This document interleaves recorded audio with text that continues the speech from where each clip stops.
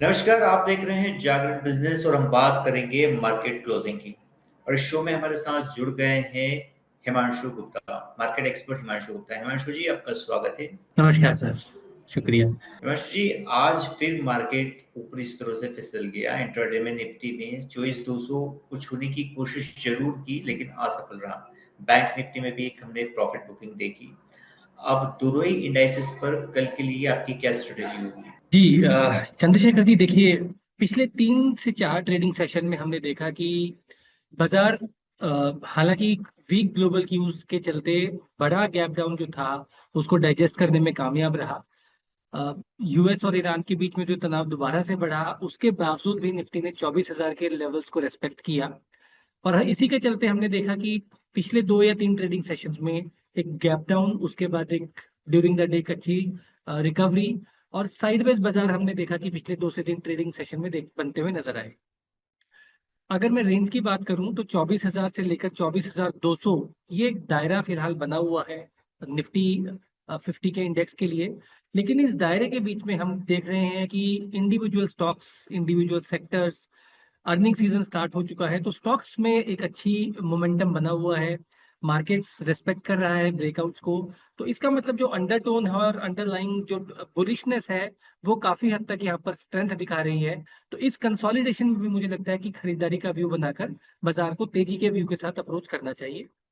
वहीं पर अगर निफ्टी बैंक की हम बात करें चंद्रशेखर जी, तो यहाँ पर भी अगर आप देखें तो 57,500, 57,300 ये लोअर एंड है इस रेंज की, जहां पर बाजार कंसोलिडेट होता हुआ नजर आ रहा है। और ऊपर में 58,200, 58,500 एक दायरा है जहां पर थोड़ा सा मुनाफा वसूली देखने को मिल रही है। तो 57,500, 58,500 की ब्रॉडर रेंज निफ्टी बैंक में, जहां पर लोअर एंड पर खरीदारी करके चलने की सलाह। इस व्यू के साथ मुझे लगता है कि बाजारों को कल के सेशन के लिए भी अप्रोच किया जा सकता है। आज के कारोबारी सत्र में consumer durables, Nifty consumer durables index में काफी अच्छी तेजी देखने को मिली और स्टॉक स्पेसिफिक एक्शन काफी दमदार रहा। सो यहाँ पर एक स्टॉक है डिक्सन टेक्नोलॉजी, जो करीब 6% की तेजी के साथ बंद हुआ। तो इस काउंटर पर आपकी कोई राय होगी? बिल्कुल चंद्रशेखर जी, 2020 से 2024 में जबरदस्त बुल रन देखने को मिली। उसके बाद पिछले 1 साल में स्टॉक ने अच्छा खासा गिरावट, करेक्शन भी देखी। लेकिन जिस तरह से दोबारा से PLI 2 स्कीम जो आई है, जो सरकार की तरफ से बढ़ावा मोबाइल मैन्युफैक्चरिंग को लेकर और इलेक्ट्रॉनिक्स मैन्युफैक्चरिंग को लेकर जिस तरह की इंसेंटिव स्कीम आई है, उसका एक बड़ा जो दावेदार है, बड़ा जो लाभार्थी है, वो डिक्सन टेक्नोलॉजी है। और इसी के चलते हम देख रहे हैं कि पिछले कुछ हफ्तों से लगातार इंस्टीट्यूशनल बाइंग स्टॉक में देखने को मिल रही है। मेरा ऐसा मानना है कि स्टॉक में आगे भी थोड़ी तेजी बनते हुए नजर आएगी। 15,000, 15,200 तक के इमीडिएट शॉर्ट टर्म टारगेट्स।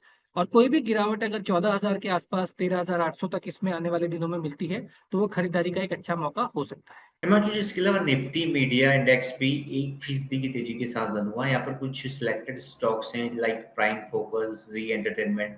तो इस सेक्टर पर या इस सेगमेंट पर आपकी कोई कवरेज, कोई stock specific recommendation? Chandrashekhar ji, बिल्कुल। अगर आप निफ्टी मीडिया की बात करें तो ये बहुत एक तरह से इग्नोर्ड सेक्टर है। बहुत ही बड़ा अंडर परफॉर्मेंस हम इसमें काफी सालों से लगातार देख रहे हैं। आज इस स्टॉक में तेजी की वजह रही प्राइम फोकस, एक स्टॉक जिसको आप जानते ही हैं, जिसका आपने भी अभी वर्णन किया। इस स्टॉक में बेसिकली कल एनसीएलटी की तरफ से एक रिलीफ देखने को मिला था और उसके बाद आज इसका सर्किट फिल्टर भी रिवाइज हुआ, जो कि 5% से बढ़कर 20% तक का हुआ। इसके चलते इस स्टॉक में खरीदारी बनते हुए नजर आई। इस स्टॉक को लेकर मेरा व्यू पॉजिटिव है। लेकिन पिछले लोअर लेवल से स्टॉक एक तरफा बढ़ता हुआ नजर आया है, तो गिरावट पर 260, 270 पर अगर मिलते हैं तो वहां पर इसमें खरीदारी की जा सकती है।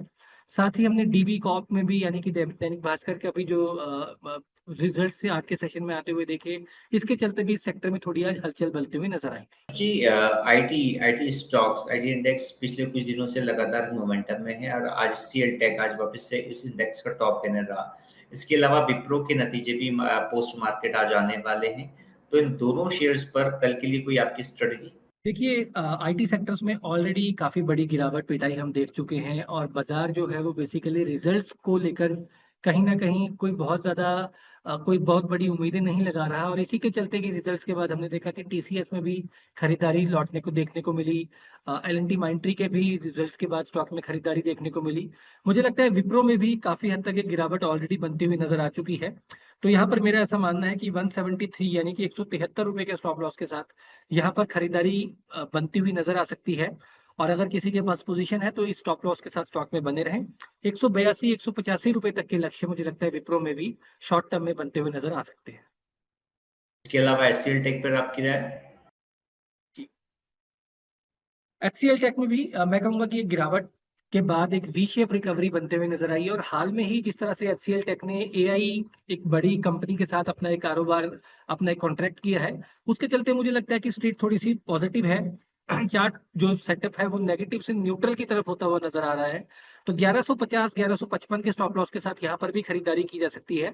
1240 1250 पहला लेवल रहेगा, और अगर उसके ऊपर ये स्टॉक बंद होने में कामयाब रहता है तो स्टॉक अपने 200 दिन मूविंग एवरेज, जो कि लगभग 1350 रुपए के आसपास है, वहां तक की एक रिकवरी दिखाता हुआ नजर आ सकता है। Himanshu ji, Nifty, IT, Nifty, consumer durable और मीडिया की हम बात कर चुके हैं। इसके अलावा एक और सेक्टर है जो आज हरे निशान में बंद हुआ है, वो है ऑटो सेक्टर। यहाँ पर दो काउंटर्स में एक अच्छी तेजी देखने को मिली, एक सोना बीएलडब्ल्यू और मारुति। इन दोनों स्टॉक्स पर आपकी राय है? जी, सोना बीएमडब्ल्यू में हमने देखा कि एक अच्छा ब्रेकआउट टेक्निकल लेवल्स पे आज बनता हुआ नजर आया। स्टॉक पिछले 5 से 6 ट्रेडिंग सेशन में 670 680 के लेवल पर रेजिस्टेंस फेस कर रहा था। आज के सेशन में यहाँ पर एक अच्छे वॉल्यूम के साथ ब्रेकआउट है, और इनफैक्ट ये एक फ्लैग एंड फोल्ड पैटर्न का ब्रेकआउट है टेक्निकल इंडिकेटर्स की अगर मैं बात करूं। मुझे लगता है ये स्टॉक आने वाले दिनों में 720 725 रुपए तक की रैली दिखा सकता है। तो 675 रुपए के स्टॉप लॉस के साथ यहाँ पर खरीदारी करके चलने की सलाह रहेगी। और दूसरा स्टॉक, चंद्रशेखर जी, आपने मारुति का जिक्र किया। मारुति के स्टॉक में भी मुझे लगता है कि लोअर लेवल से खरीदारी देखने को मिल सकती है 13,500 के स्टॉप लॉस के साथ। यहाँ पर आने वाले दिनों में 14,500 रुपए तक के टारगेट्स बनते हुए नजर आ सकते हैं।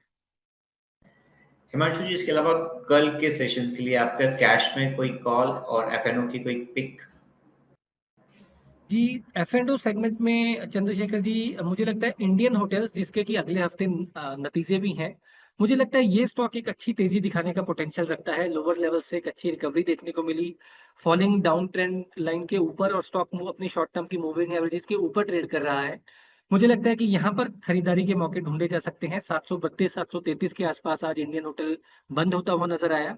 यहाँ पर 725 रुपए के क्लोजिंग स्टॉप लॉस के साथ 752 और 760 रुपए तक के दो टारगेट्स के लिए इंडियन होटल्स में खरीदारी करके चलने की सलाह रहेगी।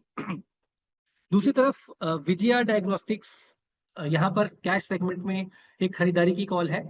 यहाँ पर भी हमने देखा कि टुवर्ड्स द एंड एक बहुत लंबे समय की, काफी हफ्तों की कंसोलिडेशन रेंज का स्टॉक ने ब्रेकआउट किया है।